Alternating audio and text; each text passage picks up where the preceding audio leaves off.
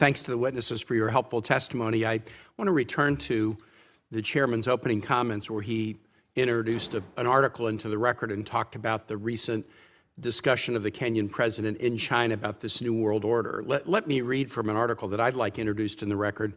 Kenya calls for a new world order that reflects global South realities, and this is from KBC Digital, the Kenya Broadcasting Company, if I could introduce it into the record.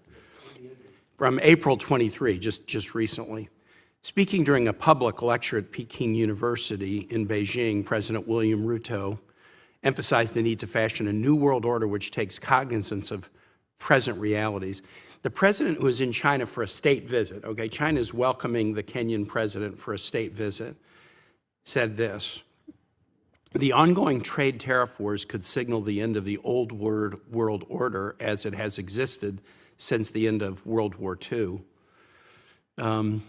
And further, regarding the relationship between Kenya, China, and the rest of the world, Ruto remarked that Kenya and China are not just trade partners, but, quote, co-architects of a new world order. So his comments are putting the U.S. in the old world order that has not helped the global South. This is what he is asserting, whether or not it's true, how true it is. He's suggesting that the trade wars might be the destruction of the old world order and the creation of a new world order where China and Kenya and other nations focus more attention on the global South. How do we get to a place where the president of Kenya, where we've had this long relationship just 2 weeks ago, is making those assertions in the middle of a state visit to China? I do think comments that have been made by my colleagues, the recent apparent abandonment of PEPFAR, the defunding of USAID, NED, the DFC, the MCC, the YALI program, which also has a presence at the University of Virginia. AFRICOM is not based in Africa and has perennially been under-resourced. It's based in Germany. Picking a fight with South Africa, a pretty important nation, and labeling them as committing genocide against Afrikaan farmers. Accepting Afrikaner refugees while we're shutting off other refugees from Africa. Mr. Servi, you used to work with Church World Service. Church World Service work on refugee issues has been dramatically curtailed. The church I go to is heavily Congolese refugees who have been resettled in Richmond by Catholic Refugee Service. Their work has been curtailed. You know, we don't get the benefit of the doubt necessarily, and people look at evidence and they interpret it as to what it means. And what they're interpreting, the evidence that I've cited and other bits of evidence, is that the U.S. is, you know, to put it charitably, uninterested, and to put it not so charitably, affirmatively disinterested. And that leads a president like President Ruto to make those kinds of comments, almost gleefully hoping that Donald Trump's tariff war will destroy the world order that the U.S. created in the aftermath of World War II to the benefit not only of the United States, but other nations all over the world. We've got to reverse this. We have to reverse it. And I hear this all over Latin America as I travel there. We'd rather deal with you than with China. I think in the Americas, there's even a closer cultural connection because of migration patterns and family ties, but there are with Africa as well. We'd rather deal with you than China, but you got to have something on the table. And China does, and they're not going anywhere. And yeah, the conditions may be bad, and yeah, there are strings attached, and yeah, they may not perform, but they got something on the table. What do you have on the table? The things we've had on the table are being hollowed out. And you know, we can wring our hands about this all we want in this committee, but if we keep wringing out the architecture of the relationships with Africa or other parts of the world, China's got stuff on the table. They're going to continue to. I don't know so much about Russia or Iran. Their staying power. China's going to have staying power. I wanted to ask you, Ambassador Gavin, one question, and you were getting to it sort of at the end of the Q&A with Senator Cornyn. I thought it was intriguing in your comments, your opening comments about, hey, let's look at East Africa in connection with Yemen. You know, we divide CENTCOM and AFRICOM. We divide in this committee, you know, Africa from the MENA region. Talk a little bit about what a coordinated Red Sea strategy might look like. Sure. Well, I think that it would require convening both the African side of the Red Sea and the powers there with these Gulf actors who are clearly intervening to try and stake out influence and territory, and trying to tease out what exactly are the core security concerns that these actors are worried about, and what is a more opportunistic approach. And ultimately, these two regions are going to need to build an institutional security architecture, and we can assist with that. But our own thinking about U.S. security in the Red Sea and the Bab el-Mandeb and the Gulf of Aden, we need to be thinking much more holistically and bringing the expertise from our different communities to bear. And I do really recommend USIP's work on this. They've been doing incredibly important work on this issue for a long time. Yield back. Thanks, Mr. Chair. Thank you. There's nothing to yield back, Senator. I guess you're right. I'll be delighted. I'll yield some back next time. I'll put that on the record for next time. Senator McCormick. Thank you, Mr. Chairman, Ranking Member. Thank you both for being here today. Mr. Meserve, I understand you're a Pennsylvanian, so it's good to have you here today. I want to start with just a word on PEPFAR. So I've been a long supporter of the President's Emergency Plan for AIDS Relief, which was created when I served during the Bush administration. By some estimates, that program has saved 26 million lives in just over 20 years. So my question to you is really twofold. Number one, how does that program advance U.S. national security interest? And second, some countries in Africa have started to move to their own versions of that program. What is the path to self-reliance and self-sufficiency for that program? Yeah, thank you, Senator, and greetings from your home state. I'll take the last one first. So one of the problems that we had with PEPFAR, even though it was tremendously successful, and was that some host governments were not taking the ownership that they needed to. It was never supposed to be an open-ended program. And so I think that I hope that elements of this are reconstituted. I genuinely do. Public health interventions have been successful on their own merits. If it is reconstituted, I think there needs to be a very clear roadmap for receiving countries to take ownership. It needs to be thoughtful and reasonable, of course, but one of the dangers of long-running aid programs is that eventually they just become an entitlement that countries just receive as a matter of fact and don't take ownership for. So that would be one thing. Regarding, and then I think probably with some countries, you need to do an assessment of, do they all need PEPFAR anymore? Which ones really need it? Which ones are at greatest risk? I lived in Zambia at the height of the HIV pandemic, and that was it was a focus country for very good reason. So, we need to continue those types of assessments. And then how does PEPFAR help national security interests? Well, one, it does contribute to soft power. It's very hard to quantify, and I think we weren't good enough about getting as much soft power as we should have from PEPFAR, but I think it's also undeniable that it did help us in that respect. But also, mass death in a society is fundamentally destabilizing, and it prevented mass death in some cases, and it allowed for a much higher quality of life for millions of people, even beyond the lives at sea. So stabilizing, yeah. Thank you. And I just want to reiterate, as someone who's a big supporter of the program, the initial vision at creation was never that it was perpetual. There was a transition to self-sufficiency. So thank you for that. And Ambassador, thank you for being here. We read and hear a lot about the Belt and Road Initiative and growing influence of China in Africa and expanding security assistance.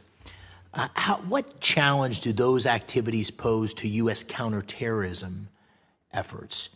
And in particular, what would you suggest the United States be doing to ensure that in light of that investment on the part of the Chinese, that we're evolving our counterterrorism efforts to be as effective as possible? Well, thank you. I I think the Belt and Road investments, I mean, certainly some of the digital Belt and Road investments raise questions, make it difficult for us to engage in intelligence cooperation with some of these partners because of concerns about Chinese access. But some of the infrastructure investments, quite frankly, redound to our benefit too, right? We are driving on the same road that they built, and that can help us get some things done.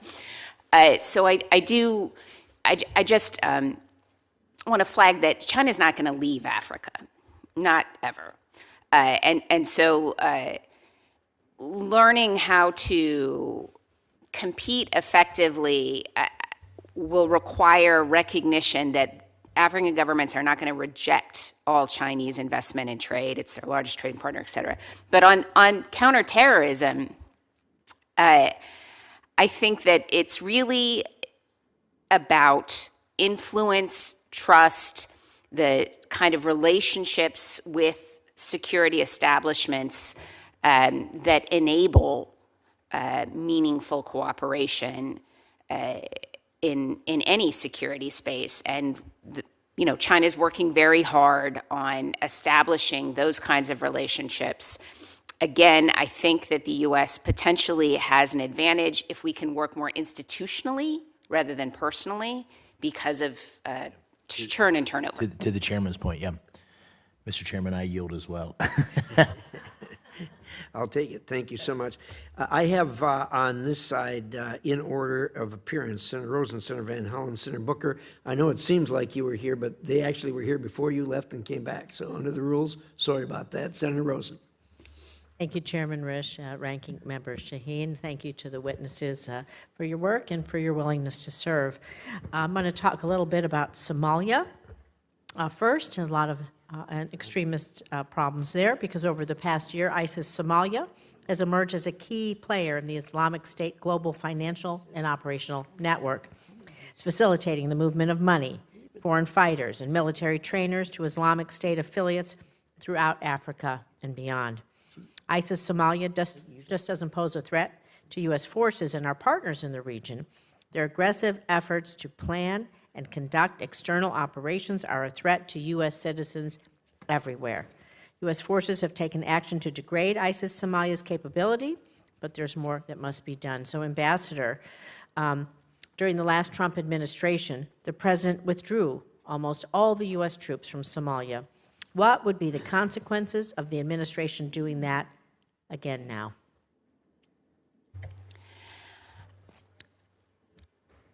I think the consequences would be incredibly dangerous. The situation has evolved even from that period of the first Trump administration, and we do have two different terrorist organizations that wish us harm and have a track record of being able to carry out attacks at some distance.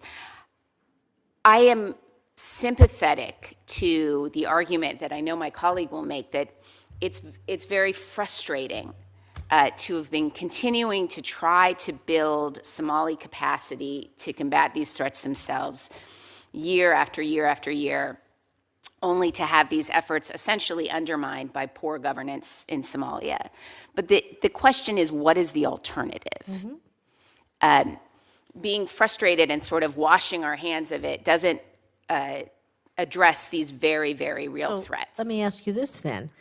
Research has shown that violent extremism surges during humanitarian crises, and you talk about not good governance and those things. So how are the Islamic insurgents in Somalia taking advantage of these issues to recruit? And what does the administration's, our cuts to humanitarian aid compound this to what you were just mentioning? Certainly, it does feed right into the messaging about who the enemy is, but it also creates the kind of resource scarcity that leads to desperation, people seizing, who might not really be ideologically aligned, but are looking to survive. And so there's you have to sift through these groups in Somalia. Some of it is survival. Some of it is sort of hardcore believers. Some of it is Somali nationalism. Mm-hmm. But it's certainly not helping. It's hurting.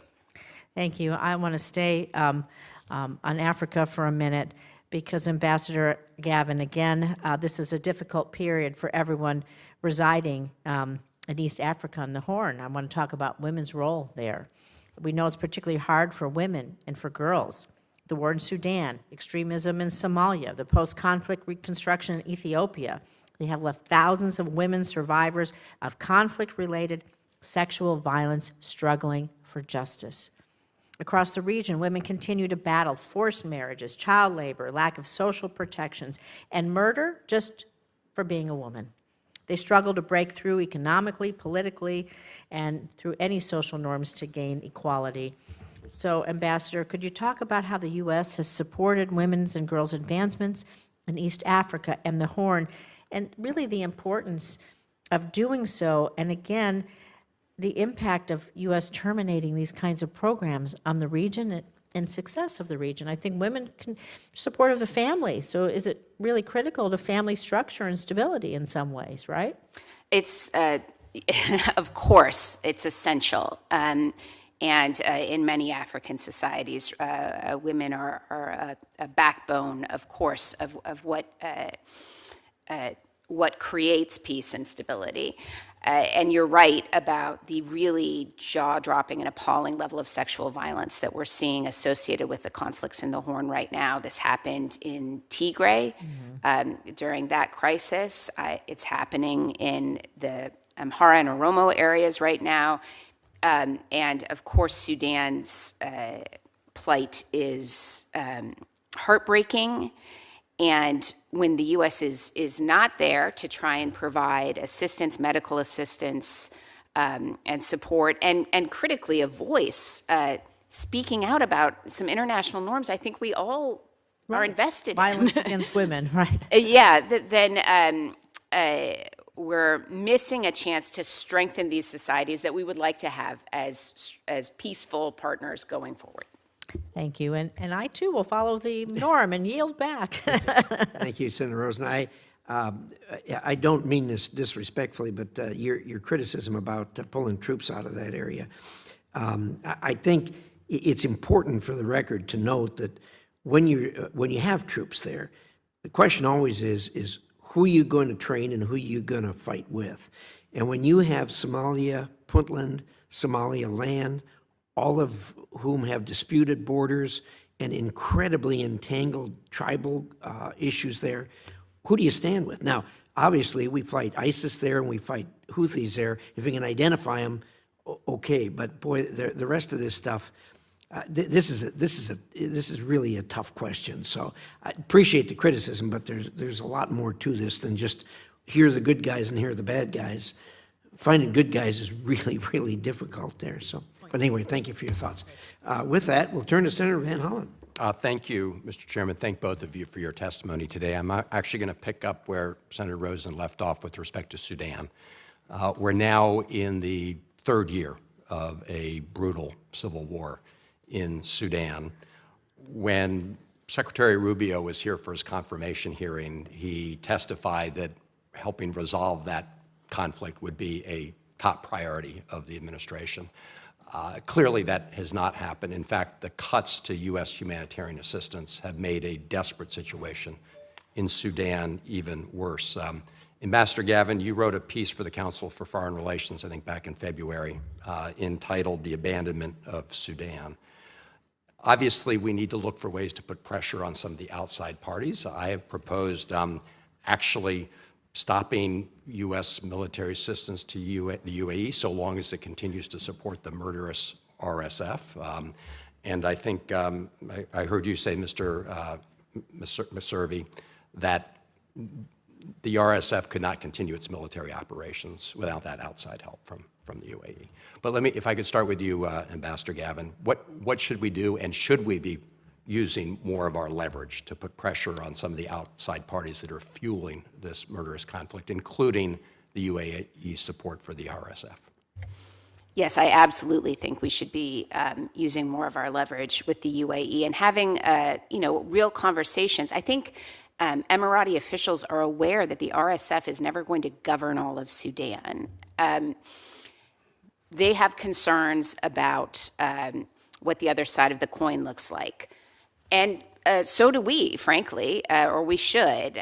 And what we've called the SAF for a long time is a coalition of entities and actors, some of which are highly problematic in terms of U.S. interests.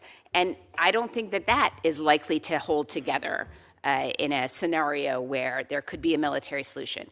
But the reality is there is no military solution. What needs to happen is a set of talks that involve Sudanese actors, pressure on these external actors who continue to arm and fuel both antagonists, but most importantly, really a greater effort to elevate the civilian voices in Sudan who have never given up. They continue to be, in many parts of the country, the only source of medical care, of food, which is quite scarce. And they have been organizing to try to come up with some clear principles they would like all parties to agree to. That needs to be raised up and given validation and credibility from the U.S. Thank you. Given the time, I'm going to turn briefly now to Ethiopia and Eritrea. I think we all know that Ethiopia stands at a pretty critical juncture as it grapples with the aftermath of the conflict in Tigray. And as we speak, we see, Eritrea, I think the leader there called up the troops, at least there are reports to that effect. I guess my question for each of you is, if you were in charge right now of U.S. policy, what practical steps would you take today to try to address the bubbling, really almost boiling situation with respect to Ethiopia and Eritrea? Why don't we start with you, Mr. Messervy? Yeah, thank you. I think there's a few key issues here.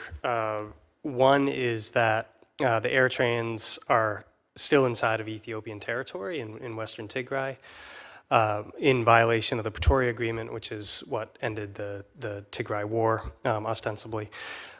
So there has to be a process for having them leave, but of course their presence is also tied into the internal divisions where the Amhara claim that area, the Tigrayans also claim it. It's a major flashpoint. So I think right now what the U.S. can do, and I believe what it did do along with other partner countries, was to unequivocally demonstrate to both sides that we are watching and that a conflict would be unacceptable.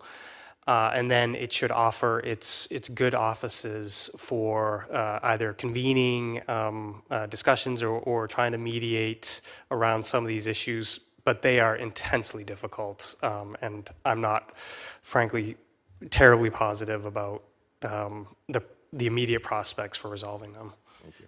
Pastor Gabbard. I would just quickly agree and add that mobilizing more of the AU member states to insist on actual implementation of the Pretoria Agreement would be a helpful focal point. This is something everybody's already agreed to, but it has not been fully implemented. It's in this strange limbo. And so I think that getting that kind of regional engagement would be helpful. Thank you, Bill. Thank you, Senator Cruz. Thank you. Mr. Messervy, as we've been discussing, I believe the Chinese Communist Party presents the most significant long-term strategic threat to the United States. I also believe that China is a global threat that has to be confronted globally, including in Africa. We have a vast range of interests in Africa and a complicated security architecture. Our interests there are counterterrorism, trade in critical mineral supply lines, global biosecurity, preventing illegal immigration that threatens allies in other parts of the world, blocking illicit finance of hostile actors, and even, importantly, space development. And across Africa, again and again, the Chinese have exploited local political, economic, and sometimes even cultural conditions to undermine American national security interests. Sometimes they do it by securing bilateral and multilateral agreements that block American goals. Other times they do it by creating instability, but they are actively doing it. Talk a little bit about the specific tactics that China is using in East Africa and the Horn, and what are the specific conditions they are exploiting? Yeah, thank you, Senator, for the question. China, first of all, has a long-standing strategy for the continent. That's been a topic of this conversation, is the U.S. doesn't have anything comparable. And they are highly disciplined about implementing it. So that's sort of the foundation of what they're doing. As far as specific tactics, they like to engage at a very senior level, the highest possible senior level. They do that in a variety of ways. Some of it is as open as bribery, but a lot of it is helping leaders, for instance, with key infrastructure projects that helps them politically in the domestic space, or just expressing solidarity. That rhetoric is important. But even the diplomatic exchanges, they engage, as I said, at a very high level, but they do it constantly as well. I referenced in my opening remarks over 100 visits from senior Chinese officials to this area. So they engage at a much higher tempo and at a much more senior level than U.S. Diplomats do. So those are some of the specific tactics that they use, but they're not unique to East Africa. They use them across the continent to great effect. And then easy money loans, very important to their strategy. Investment, trade agreements. We're seeing more and more free trade agreements where these so-called green lanes, where they're preferential access to the Chinese market for agricultural goods. So it's genuinely a wide array of tactics that are grounded in a long-term strategy. And how has Chinese involvement impacted the ongoing conflicts in the region? Yeah, so I think usually China actually prefers stability because that facilitates what they're trying to do in other areas. They generally try to stay out of these types of things. We have seen some sort of, I would argue, weak diplomatic efforts from the Chinese. They do have a special envoy for the region who occasionally goes and talks to the various leaders, but I don't think anything substantive comes of it. And they do contribute to peacekeeping operations, but that's much more, I would argue, about them building both diplomatic heft, but also capabilities for and experience for the troops in these types of austere environments where they're often put. So I think they are not nearly as helpful as they could be. I think where they actively are negative are the Chinese weapons that flow through the area. Back in the original Sudan civil war, they armed the Omar al-Bashir regime, which was genociding Darfuris at the time. They armed both Ethiopia and Eritrea during their border war in the late 1990s. And Chinese weapons continue to flood the area. We're seeing Chinese bombs and other things, probably re-exported from UAE, show up in Sudan. So many of the agreements China has been locking in are explicitly military agreements. Since 2017, China has operated a military base in Djibouti. The CCP Beijing is actively working to deepen ties across the region to secure greater access to the Red Sea and key maritime routes. Describe the nature of China's specifically military cooperation in the Horn.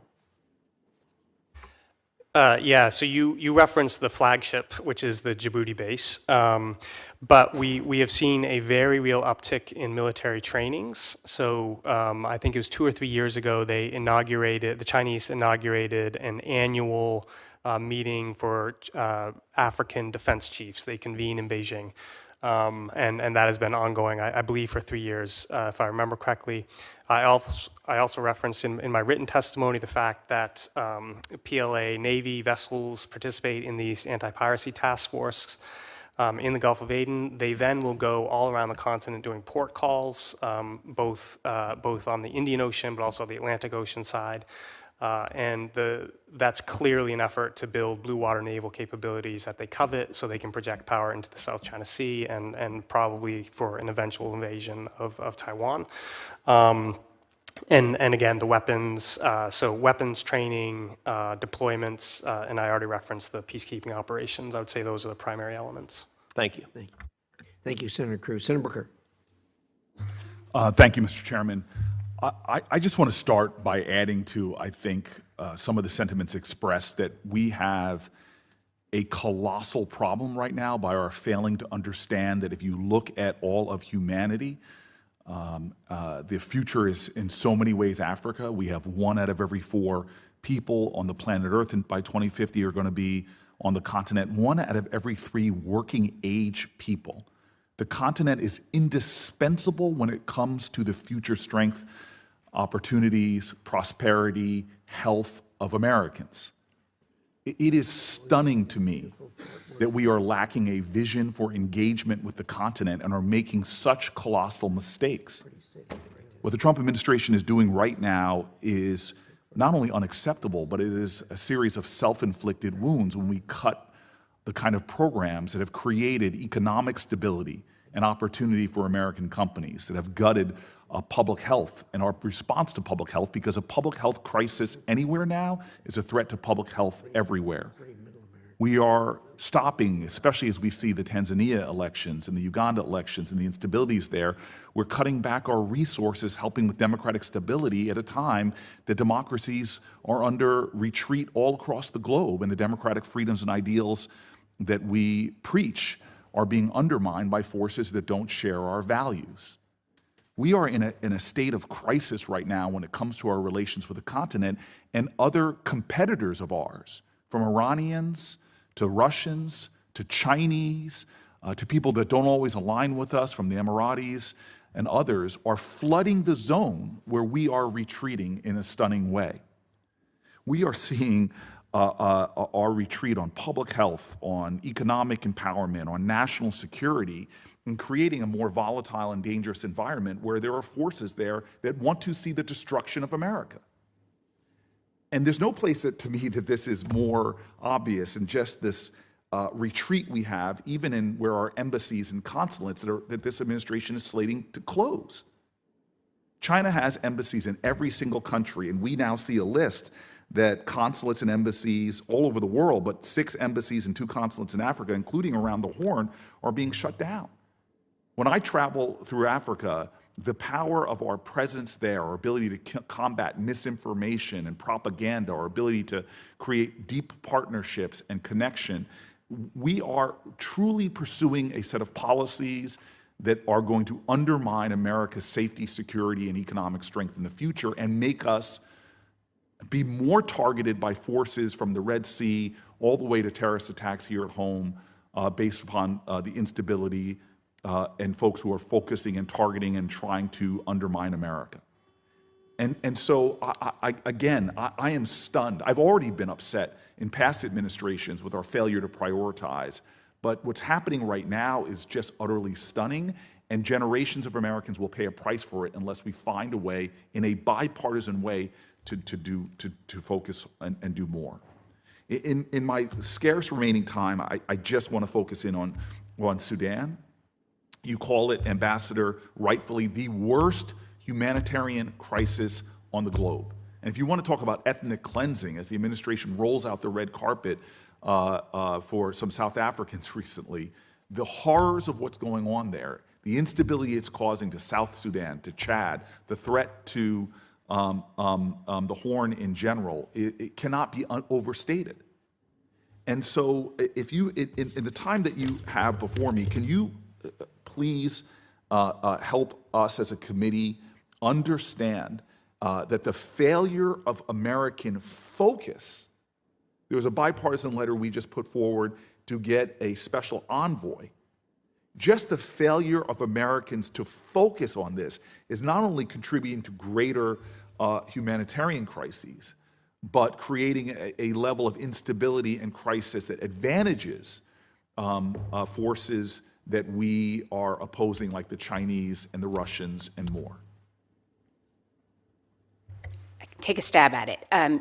You're absolutely right. Russia thrives in environments of chaos where they can cut a deal to do regime security, whether the regime is legitimate or not, and get access to resources. But Sudan's problem is bigger than Sudan.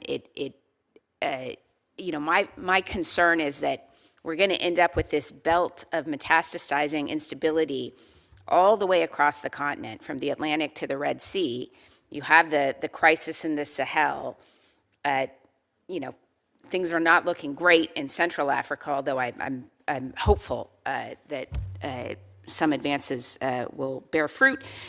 And then you have what's happening in the Horn. And as these conflicts spill over, they relate to each other, and it gets harder and harder to disentangle the threads, right? It's hard enough to make peace with 2 or 3 parties. Trying to do it with 16 is a very, very tall order. So I agree with you. I think that, a de facto partition does not mean stability. These are fractious armed entities on either side, and it's, I think important always to remember that Osama bin Laden used to operate from Sudan. The Islamist forces that are a part of that Port Sudan coalition have a long history of wishing America harm. Mr. Chairman, before I yield, there's a staggering moral failure here in our ability to exercise American influence, greater American influence on this crisis. But what's worse than this is I fear that if we aren't successful in addressing the abject lack of attention, focus, and energy from a diplomatic perspective, that this crisis will grow worse and have implications on our own national security, as our witness indicated. And I'm hoping that we as a committee can take even more actions to try to get the Trump administration to give a higher priority to solving this crisis and showing some true American leadership. Senator, my partner here and I made the decision to hold this hearing for the reasons you've indicated. There's serious problems here. And as you indicated, or as has been suggested, everything has to be prioritized. And the difficulty is, as always, it's a question of money. Going into debt, $1 trillion every 150 days is unsustainable. So where do you put the money? And there are things here that absolutely cry out for our attention. And the other fact that I think has been underscored here again and again and again is that Africa is such a galloping influence on the planet that it really does need our attention, particularly when it's getting such close attention by people who have values that are very different than ours, other than democracy and respect for human rights. So that's the purpose of the hearing. Mr. Chairman, the one thing that I would request, and I have a feeling that the Trump administration will listen to you more than me, this does not cost any money to simply nominate ambassadors to key countries in Africa. There's been a scarce lack of even them coming forward with putting up leaders, as we see them filling posts from European nations and others. But in critical areas, we're not even getting ambassadorial nominees. Fair point. We get that. But again, this comes back to there's only so many hours in a day. And as you know, moving ambassadors through here is without regard to the politics, moving ambassadors through here is a very cumbersome job that the Founding Fathers handed us with the system we go through. But thank you for your thoughts. Thank you, Mr. Chairman. Senator Shaheen. I know we're out of time, but I would like to just make 2 points. One is apropos the earlier conversation about PEPFAR and it not being an entitlement. I would like to point out that multiple African countries have, in fact, increased their financing to help pay for PEPFAR and to address HIV/AIDS. And so I would hope that we would continue to help work in partnership with them on that issue. The other thing I would point out with respect to Sudan, one of the things that we know from the data is that when women are at the table in negotiations, that those negotiations are more likely to last longer term and more likely to be successful. It's a mistake we made in Afghanistan when we totally left women out of those negotiations for conflict, and it's the reason why I have been so supportive of the Women, Peace, and Security legislation that we passed, that President Trump signed in his first term, and that now has decided to get rid of because he thinks it's a DEI program. It is not a DEI program. It is a program that recognizes that women make up half of the world, and they need to be part of negotiations and part of ongoing efforts that we make, and that we get a benefit from doing that. So I just want to put that on the record, Mr. Chairman. Thank you very much, Senator Shaheen. That'll conclude the hearing, and I want to sincerely thank both of you for what I think's been an eye-opening experience for people who really aren't exposed to this, as we all are every day on this committee and in the lane you work in.